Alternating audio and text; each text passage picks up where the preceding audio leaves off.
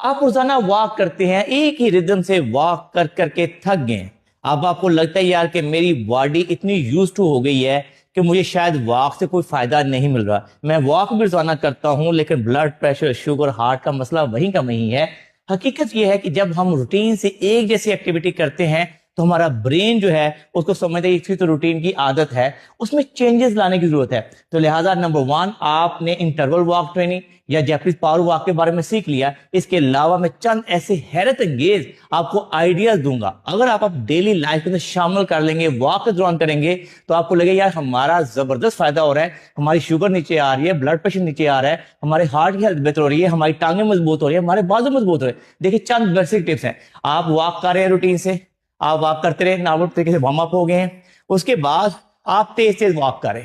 دوسرا طریقہ ہمیں آ گیا سمپل کہ ہم تیز تیز واک کریں۔ تیسرا طریقہ کیا ہے، ہم واک کر رہے ہیں، آپ سمجھ لیجیے اسی کے اندر 2 سے 3 منٹ ہم جیسے کوئی چیز پکڑ رہے ہیں،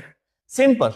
آپ کیا کریں، واک کرتے جا رہے ہیں اور بس سمپل اپنے ہاتھوں کی شولڈر کی مسل کو مضبوط کریں۔ اب اس کے اندر ایک اور آئیڈیا جو چوتھا آئیڈیا ہمارا ہے کہ ہم واک کرتے جا رہے ہیں، ہم اسی کے اندر ہائی اسٹیپ واک کر لیتے ہیں، کچھ زیادہ چینجز نہیں لانی پڑے گی، تاکہ سمپل ہم چلتے جا رہے ہیں، تھوڑا سا کچھ مطلب 1 سے 2 منٹ ہائی اسٹیپ واک کر لی۔ ایک اور آئیڈیا آ گیا، اسی طریقے سے ہم واک کرتے جا رہے ہیں اور آپ نے سمپل دیکھیے اپنے شولڈر کو فل رینج میں موو کرتے جا رہے ہیں، اوپر جا کے جیسے بندہ کلیپی بناتا ہے یہ کرتے جا رہے ہیں۔ اسی طریقے سے ایک اور آئیڈیا، آپ واک کرتے جا رہے ہیں 1 سے 2 منٹ کے لیے، درمیان میں گاہے گاہے یہ والی موومنٹ کرتے جا رہے ہیں، ٹھیک ہے، یہ والا آپ کے پاس اب آئیڈیا آ جاتا ہے۔ آپ واک کرتے جا رہے ہیں، آپ کو تھوڑی سی اور ماڈیفکیشن کرنی ہے، دیکھیے واک کے دوران ہی، ٹھیک ہے، تو اگر آپ کی نی اسٹرانگ ہیں،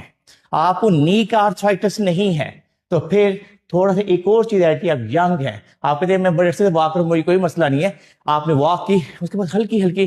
جاگنگ بھی ساتھ کریں، ہلکی ہلکی، ٹھیک ہے، اس کو 1 سے 2 منٹ ایڈ کر دیں تاکہ آپ کو زیادہ سے زیادہ فائدہ حاصل ہو۔ یہ دن میں کہ اگر ایک جیسی ایکٹیویٹی کرتے جائیں جتنی مرضی اسٹرانگ ہو، اسے وہ فائدے حاصل نہیں ہوتے جو ہم گاہے بگاہے اس کے اندر چینجز لاتے ہیں۔ تو لہٰذا آج کی اس ویڈیو کے اندر آپ کو اس بات کو سمجھنے میں مدد ملی ہوگی، اگر آپ واک سے زیادہ فائدہ حاصل کرنا چاہتے ہیں تو اس کے اندر چینجز لانی، اور وہ بھی واک کے دوران۔